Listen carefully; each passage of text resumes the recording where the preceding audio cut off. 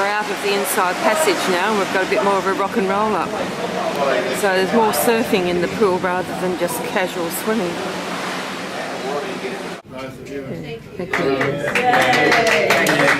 I hope if you want to, you get another opportunity to, well, I don't know what you call it, cart people around again. Yeah. On the very Thank you. No, we've enjoyed it. We are interested though, Barry. Last night the cruise director here went through the 9 dumbest questions he asked. We're just wondering what your 9 dumbest questions are. It all began at Mascot when we mostly hadn't met. We boarded AC-34. Excited much? You bet.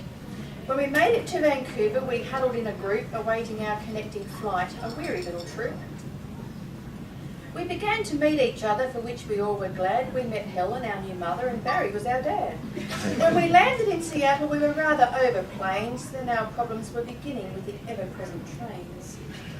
Catch a train to claim your luggage, that's a crazy dumb idea. But like sheep, we all just followed. Lucky someone had no fear, for Sean was very hesitant to board that airport train. Not without my bags, he said, but he followed all the same. 2 shuttle bus loads later, all were at the river's edge. Though tempted to fall into bed, we took the stay up pledge. Some wandered round the nearby streets to seek a bite to eat. Others ventured even further to the mall on weary feet. Dinner in the sushi bar was very entertaining. Volcanoes made from onion rings, complete with lava raining. Dad gave a little briefing where to be and when next day. Some did the Boeing City tour, some chose to snooze or stray. Next night over dinner there were formal introductions, then Barry took the floor and gave us motorhome instructions. For outside in the car park was a convoy in the making. 14 RVs lined up neatly, 14 RVs for the taking. Next morning was the big one, the day we'd take control, the day we had been waiting for, the day that we would roll on Interstate I-90 once we found the jolly exit. When your travels don't go as you plan, that wrong turn surely wrecks it. But as it happened, thankfully the drive was not that long. We all did grocery shopping and were home before the gong. Mum and Dad were glad to see us get to Suncrest Moses Lake. We soon had hooked up everything and took a needed break. Moses Lake to Sandpoint was a scenic drive and pretty, through rocky canyons, desert plains, Cooley Dam, Electric City, then on through rolling farmlands, through the city of Spokane, and up to Blue Lake Sandpoint, where our family grew again. 10 more had come to join us from the lower 48. They'd started out from Denver and had travelled state to state. Pause. Our dinner was provided at Blue Lake RV Resort. Bison burgers, not my favourite, just a little tough, I thought.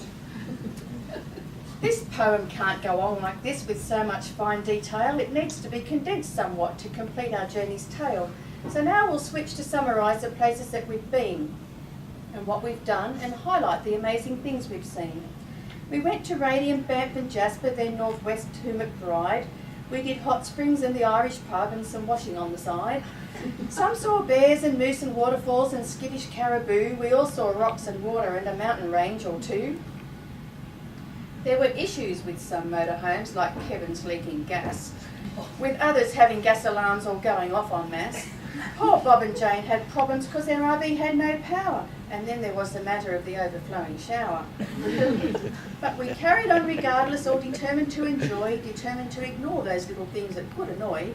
We carried on to Tudger and then thought Charlie Lake via Hudson's Hope or Dawson Creek, a choice we had to make, and that's to be continued. Oh.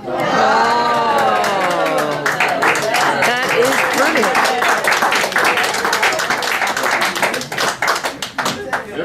It was one frosty morning many Mays ago when a fox came to visit, and wouldn't you know, we were both snuggled up quite cosy in bed, unaware of the carnage behind the back shed.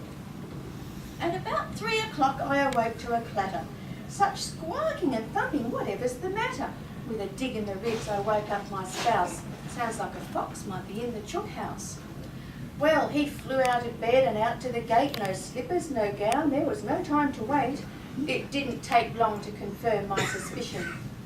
He rushed to his rifle, a man on a mission. I thought I should help, so I followed him down. I wasn't real keen and I hadn't a gown. See, I was quite pregnant, my 90 attempt. a constant reminder of the coming event. My feet were quite numb because the ground was all white, but I tried not to care as I held up my light. And there was the fox. He was in seventh heaven, for the chook in his mouth was chook number 7. He seemed not to care that we'd come for a look. He seemed in a trance, just him and his chook. The other girls hobbled, confused in the dark. Some were unscathed, but most bore his mark. Our chances were high as Pete took his aim. It was only 6 metres from him to his claim, and the fox's thick coat was silvery red, so Pete took a chance and aimed for his head. But just at that moment, as Pete pulled the trigger, the fox shook his head, and I guess you can figure Pete missed, and the bullet went straight through the wall. We both were dismayed when that fox didn't fall. The rifle was thrown to the ground with a curse. Pete muttered to me in a tone that was terse. "I just have to get some more bullets," he said, and with that he took off up toward the back shed. I stood still and shivered, and the fox just stood still as we waited for Pete to return for the kill. He soon bounded back with his handful of lead. "Now where is the rifle?" he hurriedly said. The torch that I held was our only one, so I shone it about and located the gun. Pete snatched it up and pulled back the bolt. He loaded his bullet, then came to a halt, for I was quite hastily searching around, but that sneaky old fox was not to be found. In a moment of darkness, he made his escape. We couldn't believe it, our mouths were agape. That fox was our first, and there have been many more, but over the years we have declared war. We built a new chook yard and we bought a new gun. And bullets, we always take more than just one. Start again. 3 rodents with defective vision. Observe the manner in which they flee. Pursued by the matrimonial partner of the husbandman, who curtailed their cattle appendage with a kitchen utensil. In all of your mortal existence, have you ever observed such a peculiar phenomenon as 3 rodents with defective vision? Go on. You're going to sing it? Er zat een vogeltje op het dak en dan kon hij kakken. Het had een veertje aan zijn poepetje geplakken. Het zei voor die, het zei voor dat, het zei voor domme. Hoe is dat veertje aan mijn poepetje gekomen? That's it. I got the duck plucker.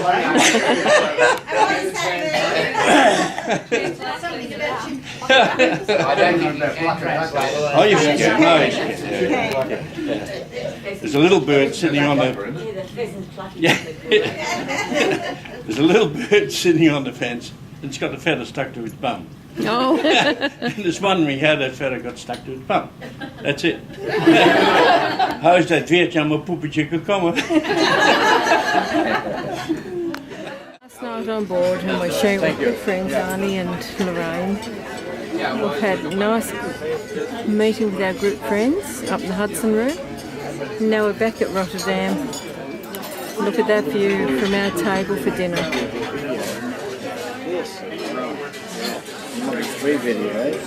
Oh, that's right. It's an epic. It's a bit like Is it? Narelle's poems. Thank you. Typical poems, it's good because if we go away. Here's our little party trick. Oh. Very good. Thank you very much, sir.